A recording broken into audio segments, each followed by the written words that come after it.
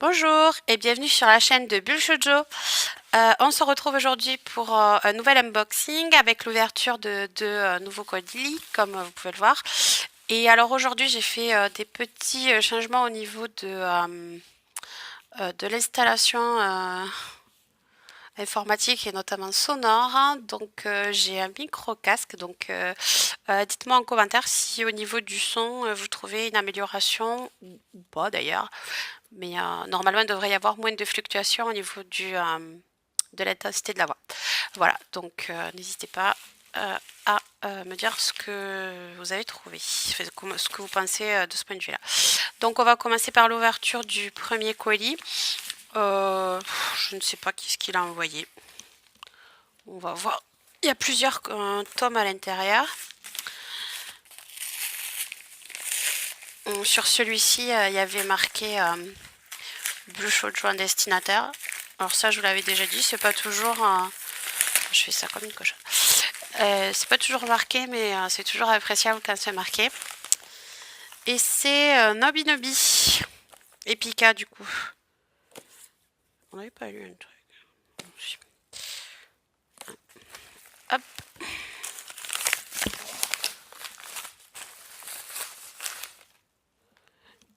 Alors... Je vais trier un petit peu. Ah, mais ça, je me le suis acheté hier.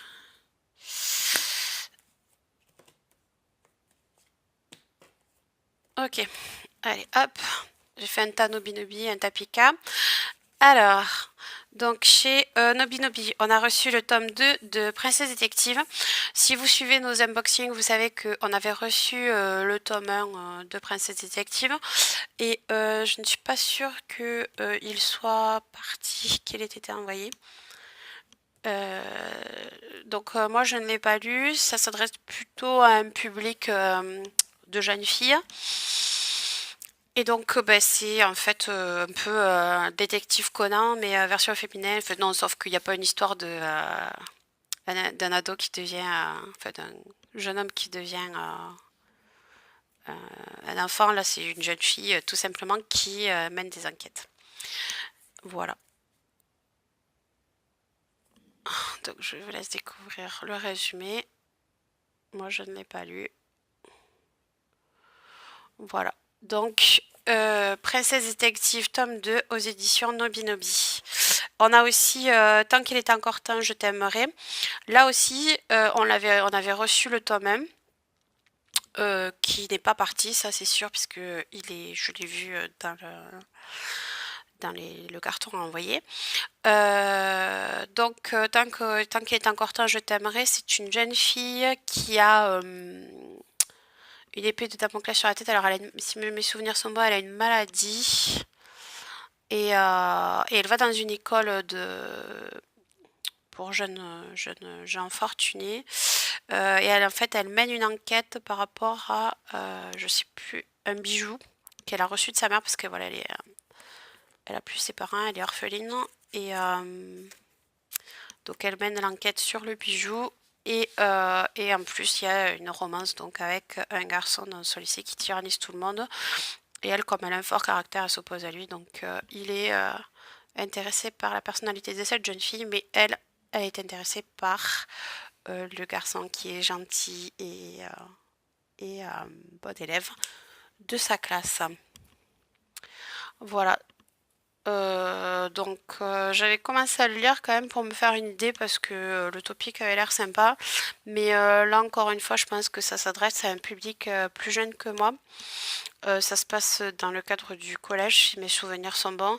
Et du coup, j'ai pas trop accroché en fait. Parce qu'il y avait tout cet aspect où elle avait une maladie, tout ça, elle recherchait ses origines, tout ça, ça m'intéressait. Mais en fait, le fait d'avoir placé l'histoire dans un collège, ça fait que bah, pour moi, je me sens vachement moins touchée par ça, puisque bah, c'est trop éloigné de moi en fait.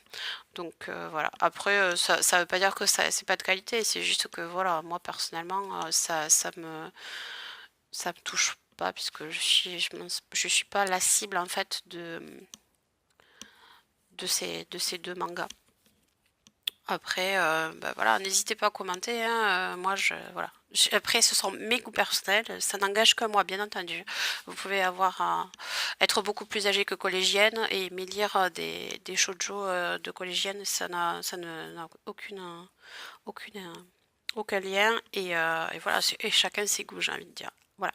Donc c'est tout en ce qui concerne les éditions Nobinobi. Donc bien entendu, je les remercie pour leurs envois.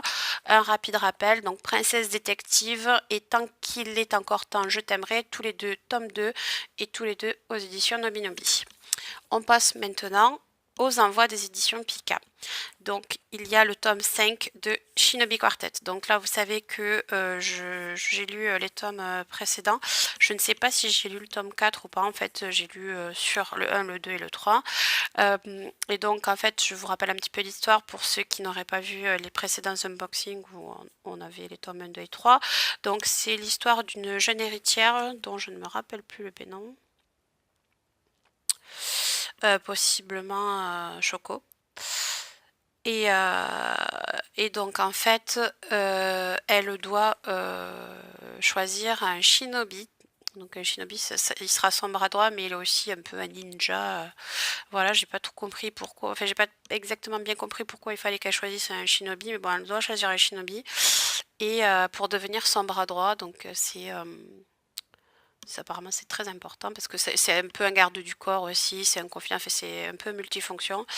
Et donc du coup, elle va dans une école qui forme les shinobi, mais aussi qui aide voilà, à mettre en relation, à construire la relation entre un maître et son shinobi. Et donc il y a tout un tas comment dire, de jalousie entre les différents enfants de bonne famille pour avoir le meilleur shinobi.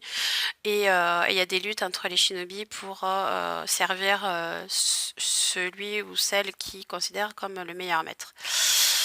Donc voilà, en fait c'est toute cette histoire-là, sachant que il est censé y avoir une romance. Alors en fait il y a un des shinobi qui aimerait être voilà, l'élu de l'héroïne qui est amoureux d'elle. Mais dans les 3 tomes que j'ai lus, la romance était assez mise au second plan. Et, euh, et du coup, euh,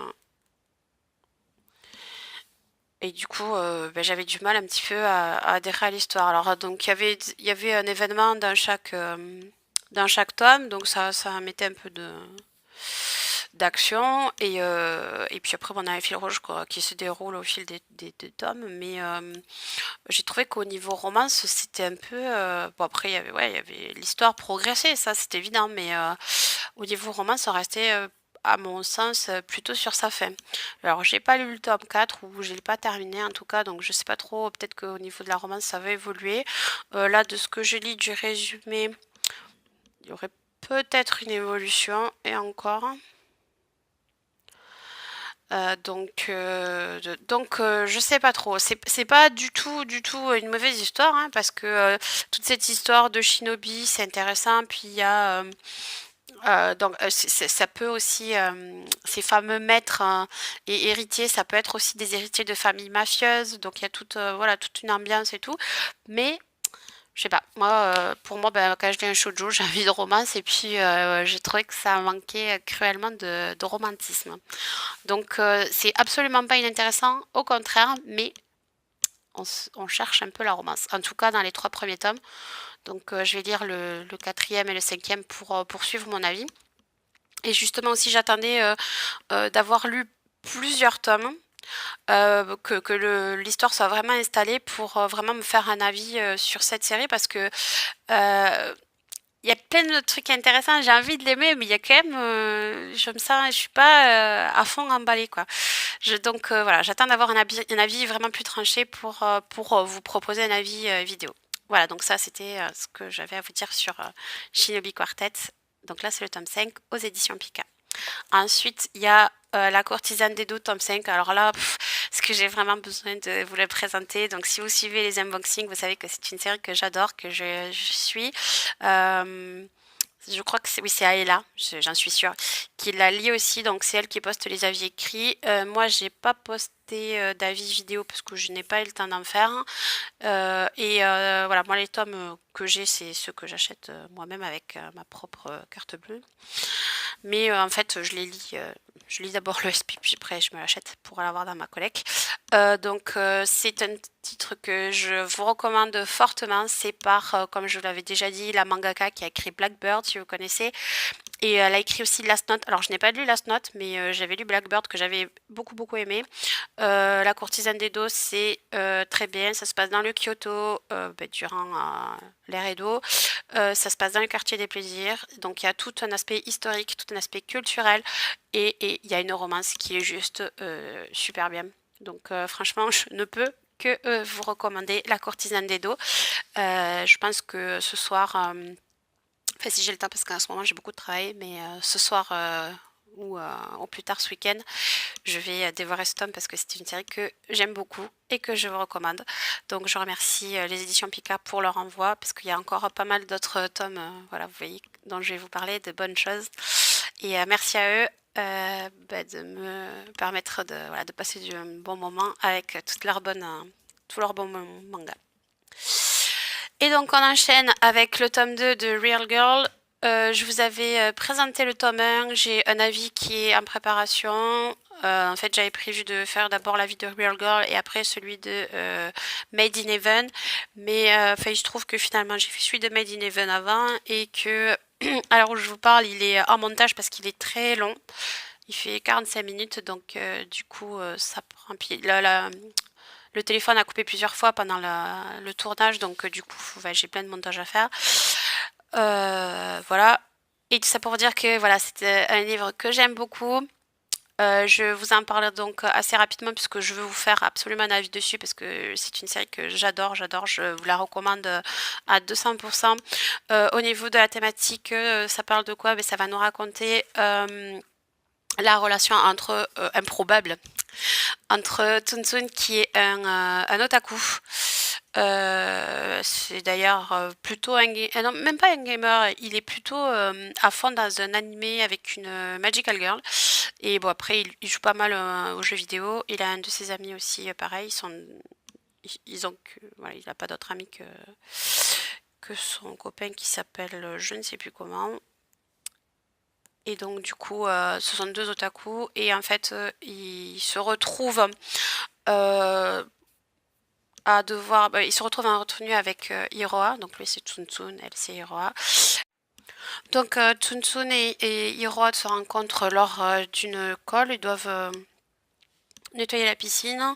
Et puis, en fait, c'est un peu comme ça que commence leur relation. Ils se trouvent, ils se croisent du coup, ils font plus attention l'un à l'autre du coup quand ils se croisent dans le lycée. Ils s'entraident et du coup, ils découvrent euh, les, la personnalité et tous les bons côtés de l'autre. Et finalement, à la fin du premier tome, même pas pendant le premier tome, ils, euh, ils se mettent ensemble. Et donc, du coup, en fait, c'est l'histoire d'une relation entre, oui, on peut dire improbable, entre la fille une fille populaire du lycée, l'une des plus populaires du lycée, et l'otaku. Alors, il est décrit comme étant glauque, ouais, de, du lycée. Et du coup, c'est voilà, c'est toute l'histoire de la relation. Donc, comment, en fait, on le suit du point de vue de Tsuntsun, donc du garçon, comment un otaku, il arrive à gérer une relation avec une nana 3D, parce que lui, en fait, il aime pas du tout. Enfin, au départ, au début de l'histoire, il essaie pas de voir qui est vraiment Hiroa parce que lui, il est contre, il en a tellement bavé avec les autres, notamment les autres filles, que du coup, il veut plus avoir de relations avec les humains en 3D. Il préfère les relations avec les personnages virtuels. Et du coup, voilà, grâce à Hiroa, il change un peu d'avis, mais du coup, il sait pas trop comment interagir avec elle.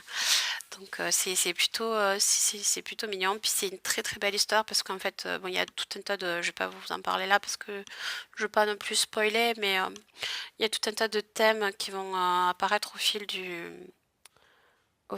la série, qui est une série qui compte 12 tomes quand même, donc il y a pas mal de...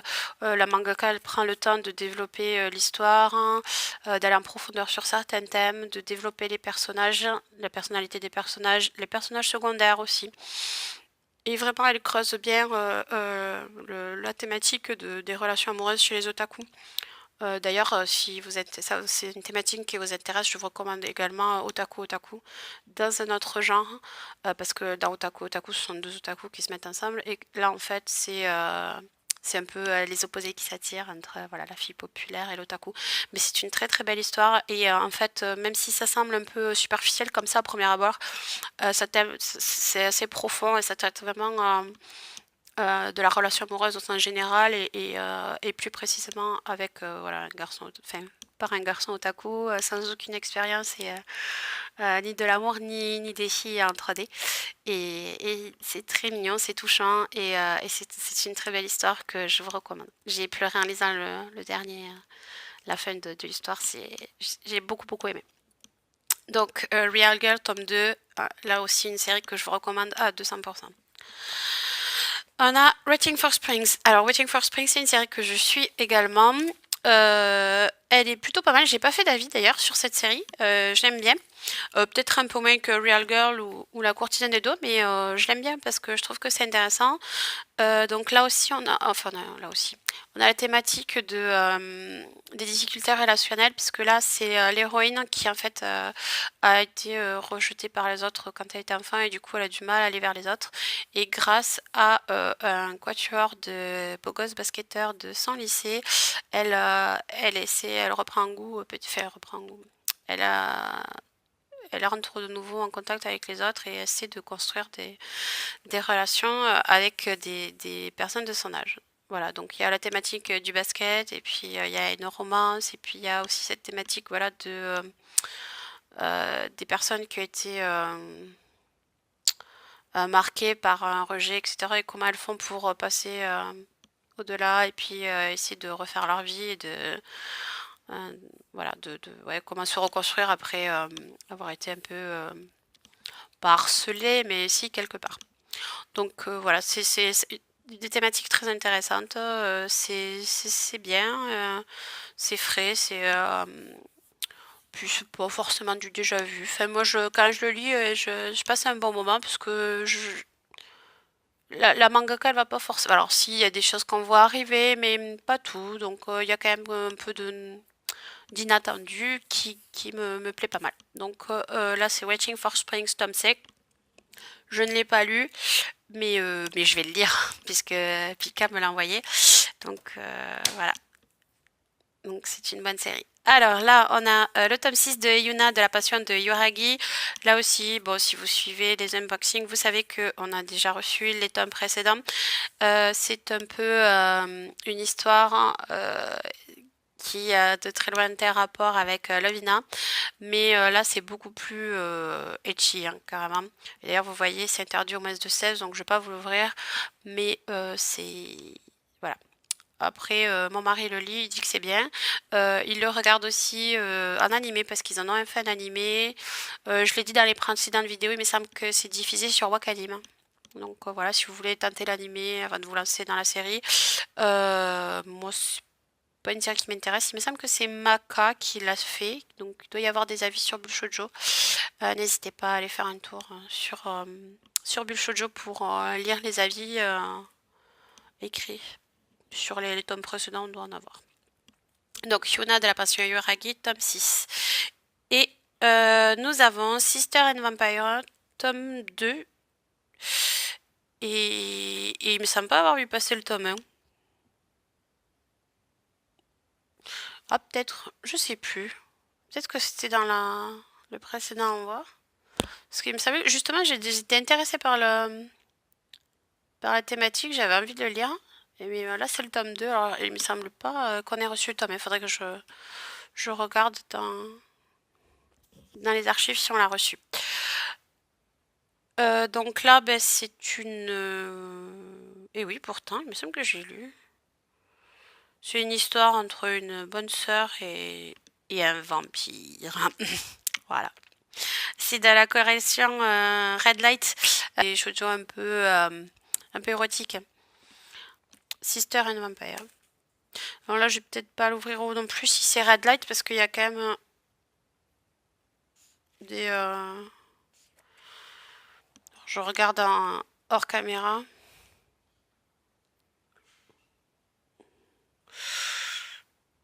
Ouais, non. Ouais, non, je vais pas l'ouvrir. Voilà. Mais voilà, donc je peux pas vous en parler. Si on a reçu le tome 1, vous trouverez un avis sur Bulle Shoujo, sauf si on l'a reçu récemment. Mais il me semble pas l'avoir fait vu dans un unboxing. Donc je vous remontre tout ce que contenait le dernier colis. Donc ça, c'est tous les envois Pika. Donc on a hop, Waiting for Springs tome 5, Yuna de la pension pardon, Yoragi tome 6, Sister and Vampire tome 2, Real Girl tome 2, La courtisane d'Edo tome 5 et Shinobi Quartet tome 5. Tout cela aux éditions Pika. Et je vous rappelle aussi qu'on a reçu ces deux tomes de la part de Nobinobi, donc ils étaient tous dans le même colis. C'est Tant qu'il est encore temps, je t'aimerai, tome 2 et Princesse Détective, tome 2 également. Donc je vous sors ça et on passe au deuxième colis. Voilà, donc on se retrouve pour l'ouverture du second colis. Comme ça, j'ai coupé pour enlever tous les tomes qu'il y avait sur la table et puis pour les mettre en sécurité. Et j'en ai également profité pour aller chercher un ciseau parce que je me suis aperçue qu'il y avait du scotch partout sur ce colis et que je ne sais pas si je vais arriver à l'ouvrir. Alors celui-là, il est super bien emballé. Autant il y en a certains... Ah.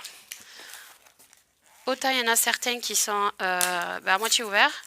Autant celui-là, franchement, chapeau. La personne qui l'a emballé, elle a fait ça...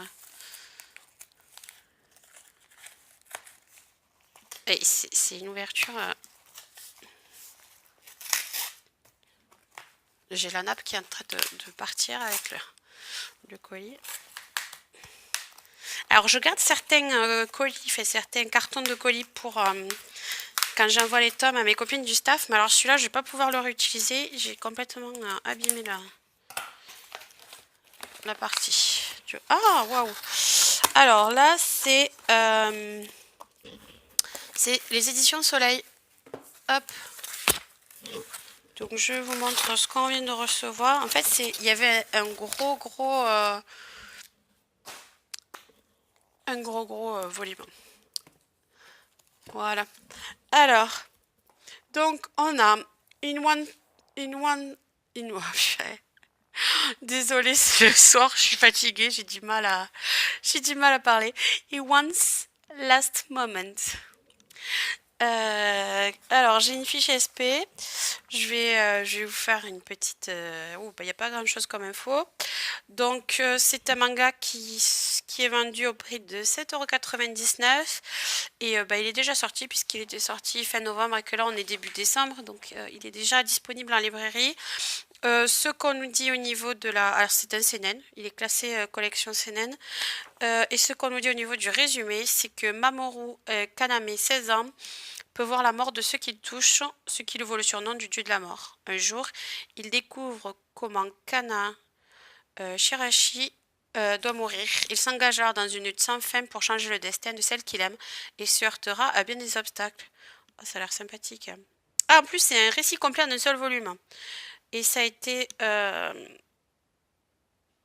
c'est un titre qui a été prépublié chez Jump apparemment. Voilà. Ah, mais ça a l'air bien sympa. Bon, la couverture est pas trop engageante, mais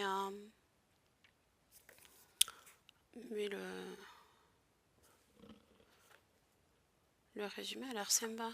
Ah, bon.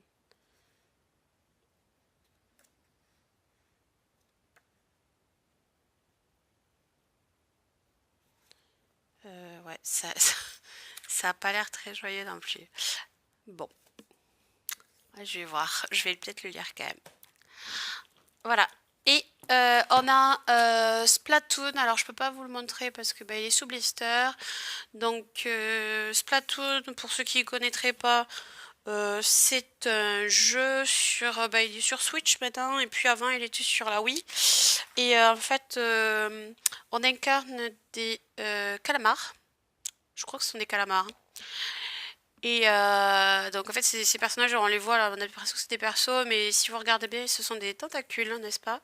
Et donc on incarne des calamars personnifiés et qui se battent à coups de bombes de peinture hein, avec différents armes qui balancent à la peinture et le but du jeu c'est de peinturer un maximum de surface par rapport à l'autre équipe. Donc chaque équipe a une couleur de peinture et le but du jeu c'est de peinturer le plus de surface possible hein, en un minimum de temps, voilà, et puis l'autre il peint par-dessus. Voilà, donc en fait c'est des illustrations 2D et 3D sur les personnages de Splatoon. Il y a des cartes, des concept art, des designs des armes, des équipements, des scénarios, des croquis, des BD, etc. Et c'est destiné aux fans du jeu vidéo. Forcément, j'ai envie de dire. Bon, voilà. Et donc c'est un artbook du jeu et il est vendu au prix de 34,99 € et il est déjà sorti puisque la date de parution était le 14 novembre. Voilà, donc c'est aux éditions Soleil Manga. Je ne peux pas vous en dire plus. Bon, en tout cas, c'est joli. Hein. Moi, j'ai déjà joué à Splatoon. J'étais absolument nulle à ce jeu. J'ai un problème. Je sais pas s'il y en a parmi vous qui y jouent. Mais j'ai du mal en fait à gérer et la vision et le déplacement avec joysticks là. Alors voilà, je suis pas douée. Voilà, je me débrouille mieux avec juste le joystick et des boutons. Bref, passons. Si vous avez joué à Splatoon, si vous êtes intéressé par cet artbook, n'hésitez pas à commenter. Les dessins sont sympas. Après, les persos, ils sont rigolos. Mais voilà. Ça, alors je ne sais pas, hein, mais je me demande si c'est pas Yanmé, parce que Yanmé, vous le savez ou pas, elle est illustratrice dans la vraie vie, IRL, et du coup, elle s'intéresse à tout ce qui est artbook, etc. Ouais, et plus, elle a plus de sensibilité peut-être que nous. Voilà, bon, bref. En tout cas, voilà. On a l'artbook de Splatoon, vous avez vu, il est quand même énorme. Alors, j'ai envie de dire, ça peut être un cadeau de Noël sympa si vous connaissez quelqu'un qui aime. Enfin, moi, je sais que mon fils, il a 7 ans et puis il est fan de Splatoon. Donc, ça peut être, si vous avez un neveu ou voilà, un enfant de cet âge-là qui aime Splatoon, ça peut être un chouette cadeau. Ou même pour un enfant plus grand, voire même un adulte qui est fan du jeu. Voilà, donc aux éditions Soleil Manga, l'artbook de Splatoon. Et je vais jamais arriver à dire ce titre.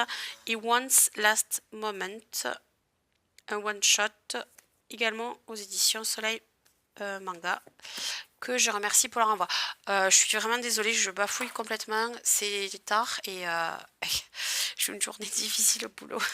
Donc voilà, désolée, j'ai un peu de mal le soir à filmer, mais comme il y avait deux colis et qu'il va falloir vraiment que j'envoie les mangas à mes copines du staff, fallait que je tourne un unboxing. Donc je le fais et encore désolée si j'ai parfois du mal à m'exprimer. Sur ce, ben, ça fait déjà pas mal de temps que je tourne, donc je vais vous laisser. Je vous dis à bientôt pour une prochaine vidéo.